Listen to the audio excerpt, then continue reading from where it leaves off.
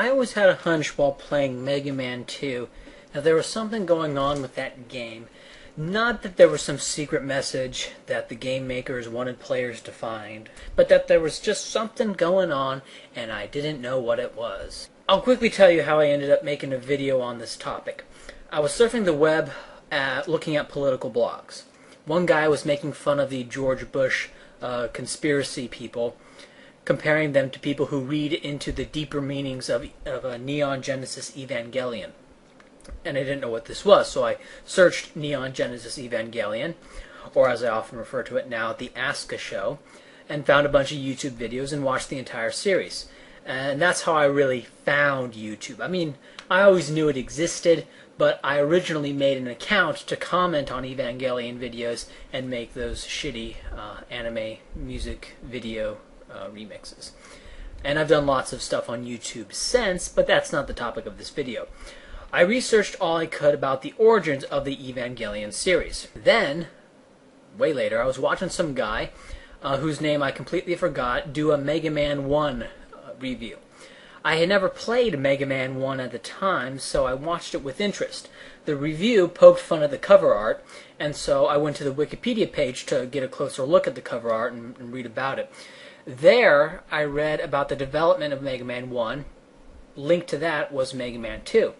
And so I clicked and decided to read about the development of Mega Man 2. When reading about the development of Neon Genesis Evangelion, I remember hearing about how the development team was strapped for cash and time, and this influenced their episodes, causing more fan services, repeat use of animation cells, more static scenes, and scenes with a bunch of garbage in them. That is, the problems of the production process influenced the narrative of the show.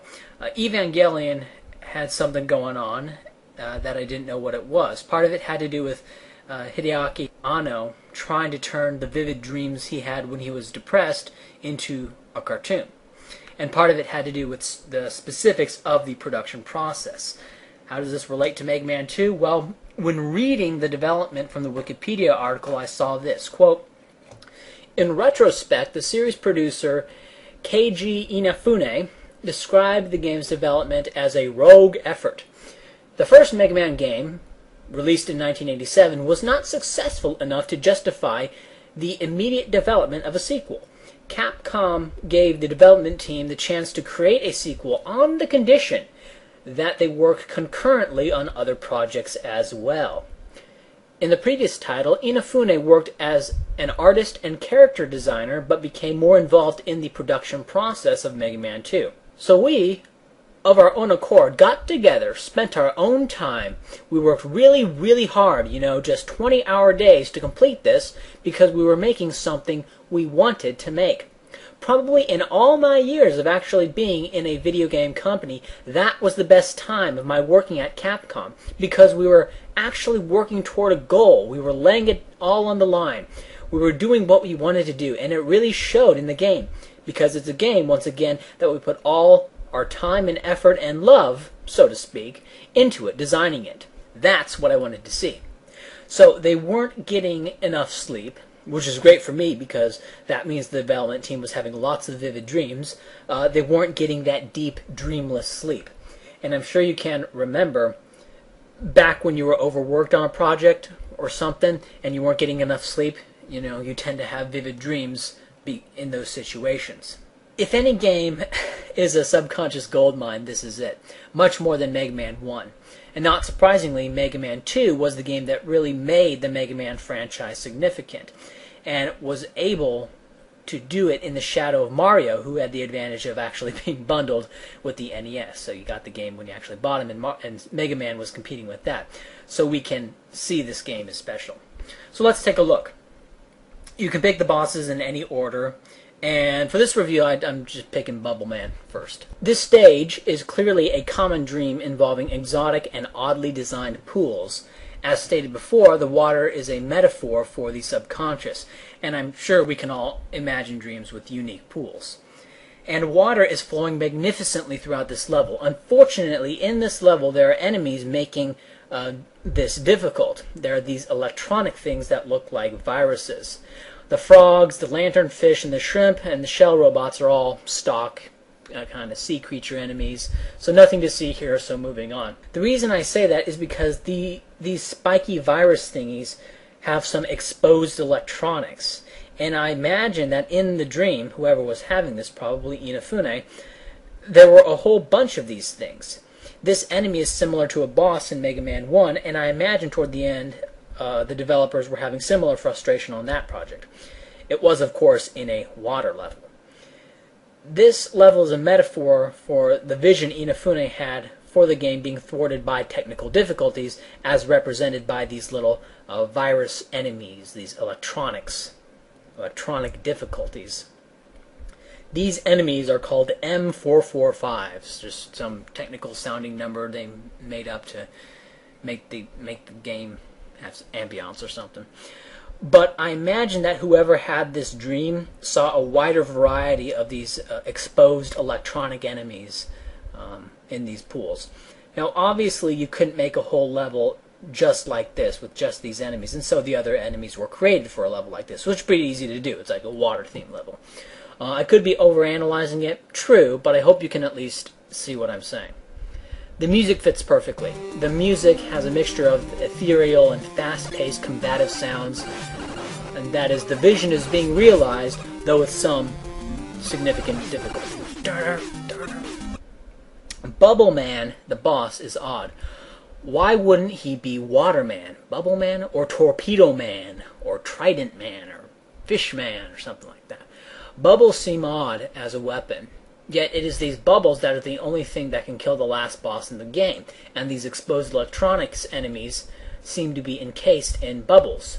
What does it all mean? Well, for the electronics, it's obvious. The water is the subconscious, and the pockets of air are obviously not water. They're not subconscious, and so the electronics are technical glitches or technical difficulties that create bubbles in the subconscious that prevents it from flowing in game development.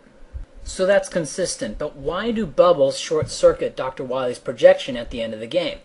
Maybe I'll draw a connection at the very end of this series. Well, when I wrote that I thought I would, but I ended up not being able to. Anyway, this is a bit of a tangent. The colors that predominate Bubble Man's level are blue and green. And this is an example of two things. One, how language structures thought, and two, the subjectivity of division between colors. For most of Japan's history, the color AO, or AOI, or Aoi, in the adjective form, but the color AO, I think that's how it's pronounced. I'm just looking at the Romanji here.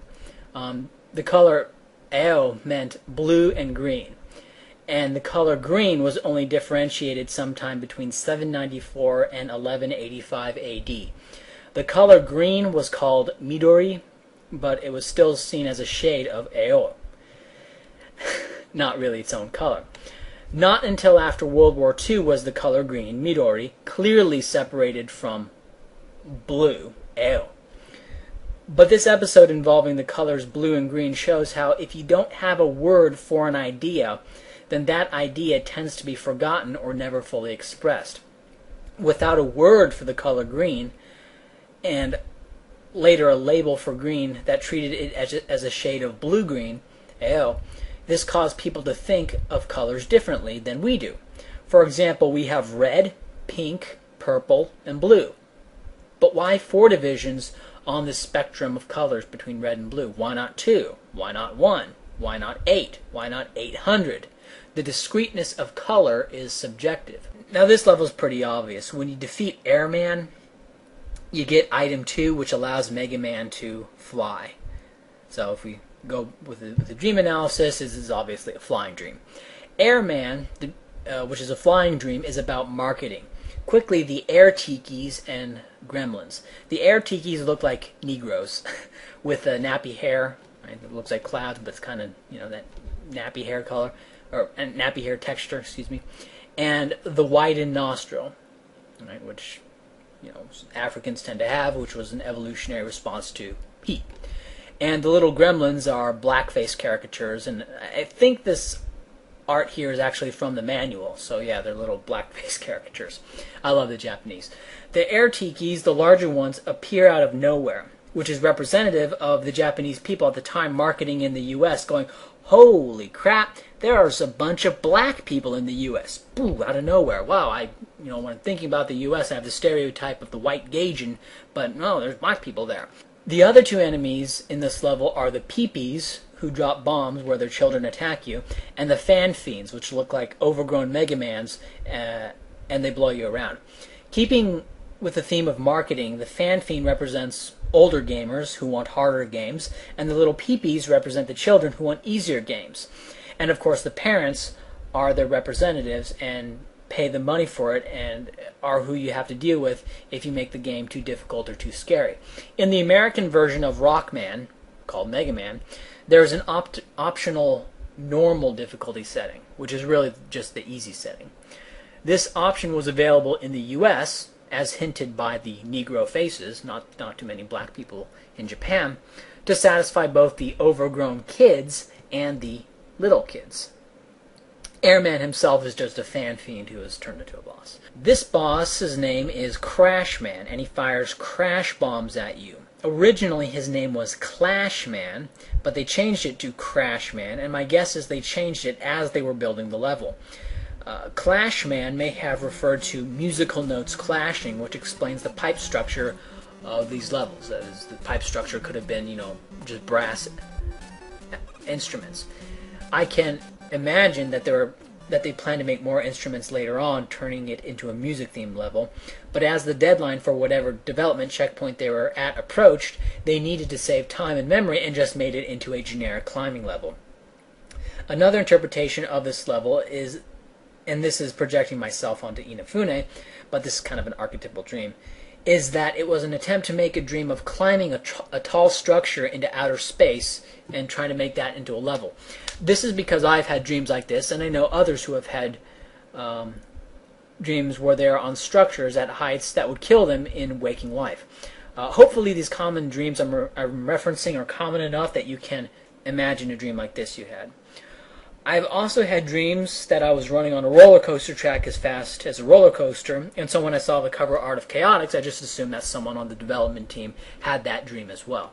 But anyway, the tangled mess of metal lines looks rather similar to the structure that went into outer space in my dream, and could be a metaphor for reaching heights on an unstable structure, like maybe this game, and they were kind of a rogue effort. But this is a hunch and isn't connected to anything else in the game. So we have a pool dream, a flying dream, and a falling dream / outer space dream made into video game stages. Just smashing. Quickman's level is excellent. The level is completely electronic-like. The music is electronic, and is definitely the most difficult in the game because of these flesh-colored lasers. I don't know, maybe I just have a dirty mind. Sometimes a cigar is just a cigar, and sometimes a long skin-colored laser that looks nothing like a laser and is much slower than a regular laser is just a laser. Maybe. The level is difficult, and there's a part where the level goes pitch black, another classic dream element. I believe in the dream it was just fumbling around in the darkness, around a bunch of electronics, not knowing which way to go with this game development. And there is a bit of that, but they threw in some enemies in here to spice it up. This is a video game after all. But hopefully you can remember a dream where the world went pitch black and you couldn't see anything. And here you have some fire in the darkness. Maybe that's a metaphor for something. I'm inclined to believe they just had to put something in there, and the fire enemies kind of match the limited color palette that they could use on this level in the NES with the limitations of on-screen colors. The theme of this level tells me that it was made around halfway through the development of these bosses. Early on in development of this rogue project, the team could say, look, we have one boss done already.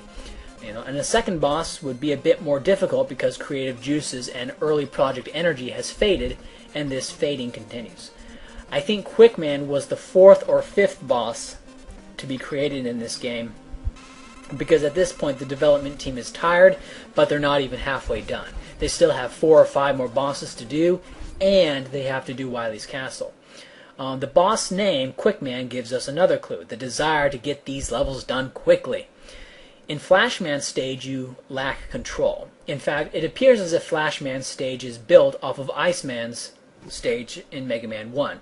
And by that I mean there are people who have analyzed the wrong. The boss name, Quickman, gives us another clue, the desire to get these levels done quickly. In Flashman's stage, you lack control. In fact, it appears as if Flashman's stage is built off of Iceman's stage in Mega Man 1. And by that I mean there are people who have analyzed the ROM data and found that yes, indeed, Flashman's stage is just a modified version of Iceman's stage. The ground is slippery and the boss freezes you. He controls time. So back to Quickman. There are lots of technical problems that need to be solved quickly. Time management is the key. It stops the lasers and does some damage to Quickman. Woodman's level is similar to Wily Castle 1 in two ways. One, you start outside and enter in, and then once you enter, you fight large fire-breathing enemies.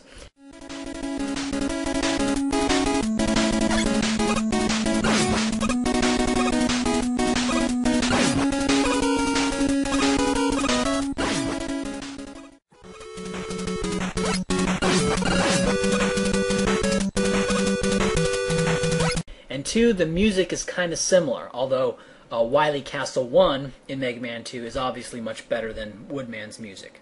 So I imagine Woodman's stage may have originally been Dr. Wily's castle, because the first one was destroyed in Mega Man 1, so maybe the idea was to have Wily have a wooden kind of makeshift castle for the second game in the series. Remember, this is only the second game. I don't know. But what is so special about wood? Mega Man is in the woods, and he's going into a wooden fortress, and he's going down. In these fortresses are giant fire-breathing dogs that have the same color scheme as Mega Man. Inner demons? I'm not sure. Going through my mind looking at this, I immediately make the connection to the past when looking at forests and wooden things. Wood as opposed to plastic and steel. And the woods are grown in places that today might be developed, so just my holosis here as I'm seeing the past. When you go down, you fight the wolf within this wooden thing. So memories of the past, childhood struggles, I don't know. Something's going on and I don't know what it is. Then there's Metal Man. Metal Man's level's mechanical, but not electronic. This is a theme seen in many other games. As are the enemies, and the boss, is cool, but I don't think there's any real psychological content with Metal Man, which is fine. Right? It's just a cigar. Heat Man's stage is a derivative of Quick Man's stage. It's fiery, and it's indoors, and it's also just a generic fire stage. Flashman's stage was built off of an Iceman stage, but it's not an ice-themed level, so I think there's some psychological content with Flashman's stage, even though it's built off of Iceman's stage, but I don't think there's any psychological content with Heat Man stage, even though it's built off of a Fireman stage from Mega Man 1. I think it's Fireman. I forgot the name. Wily Stage 1 starts off with Mega Man running toward the mountain or running toward the building. He's gonna do it. He's gonna go take down Dr. Wily, his father, and assert himself as a grown man.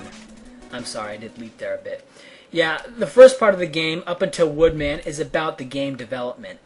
Analogous to Woodman, Mega Man starts to go inside a building in Wily Castle 1 where a fire-breathing dragon awaits him. And this is just perfect. It's like when you confront your father on an issue of great importance to you, or you challenge them a bit somehow, you'll immediately be faced with some fire. Maybe this is what Woodman's stage was about as well.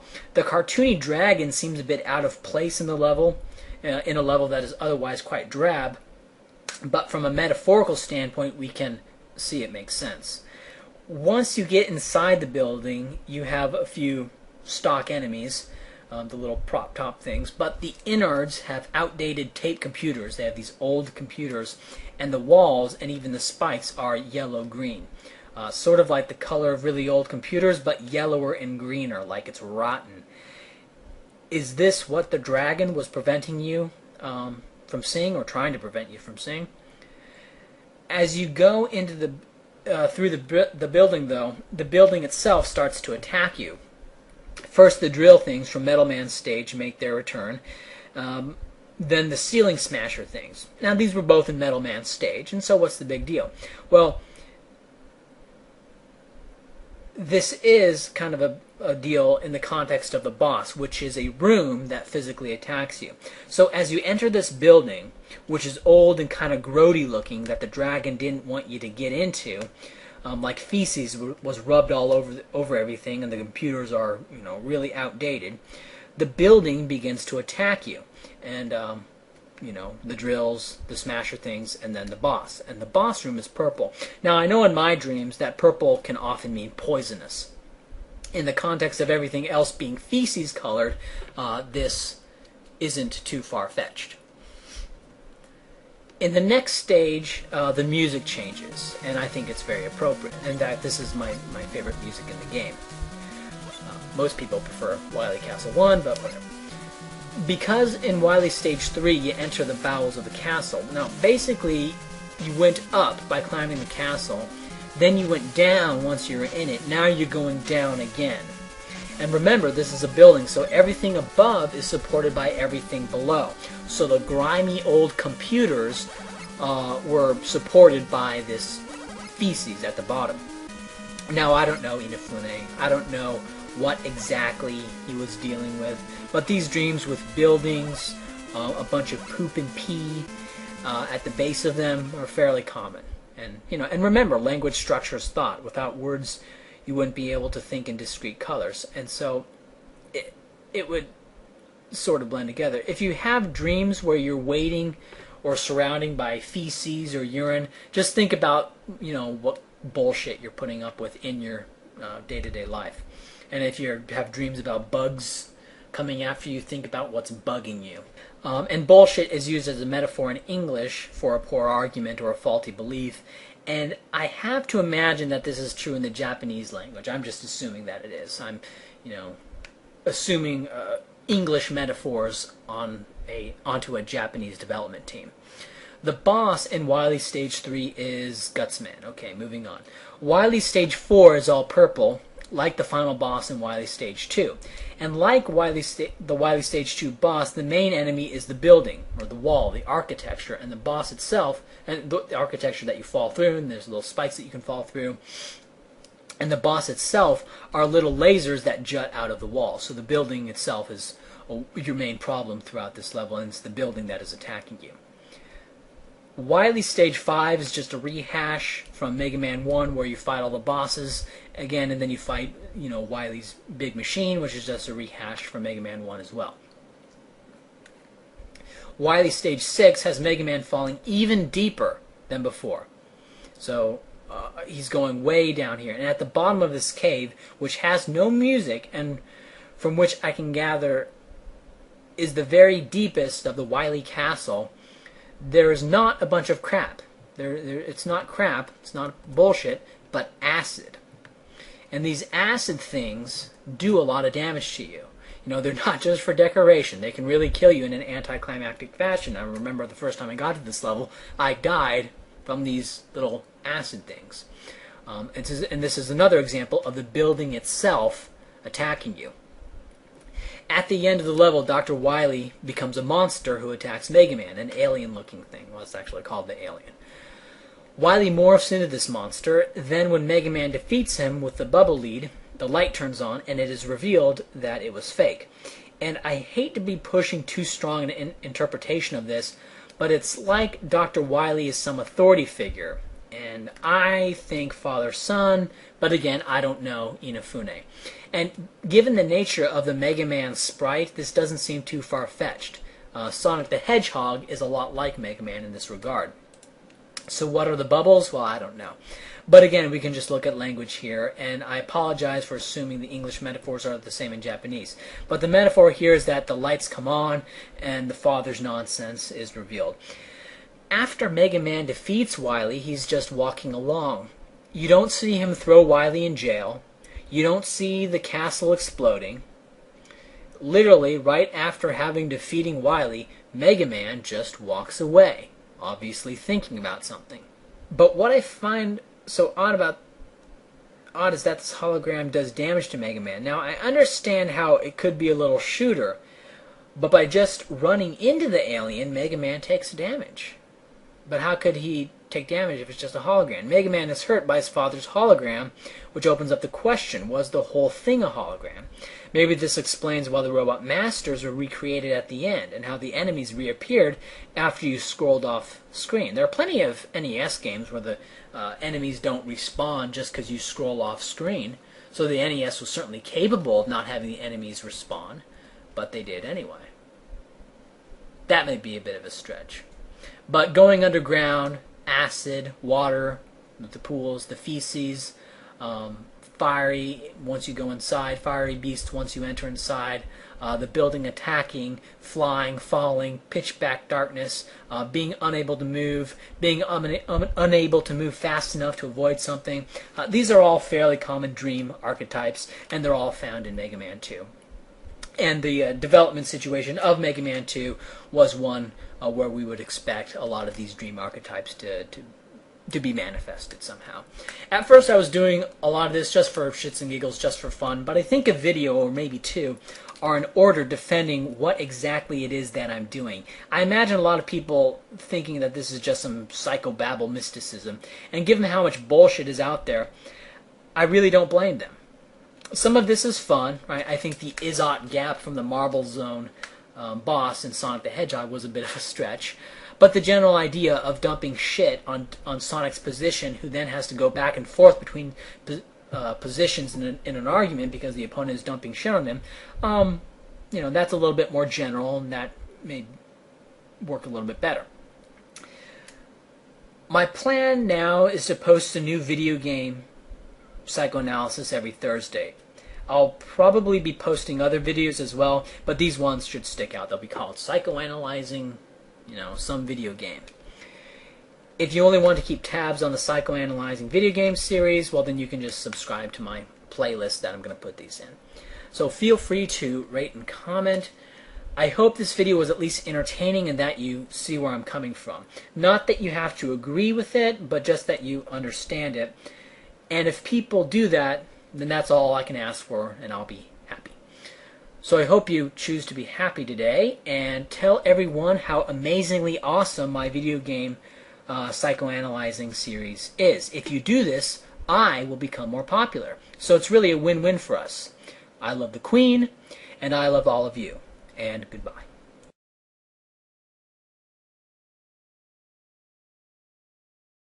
I'm a fire in my laser!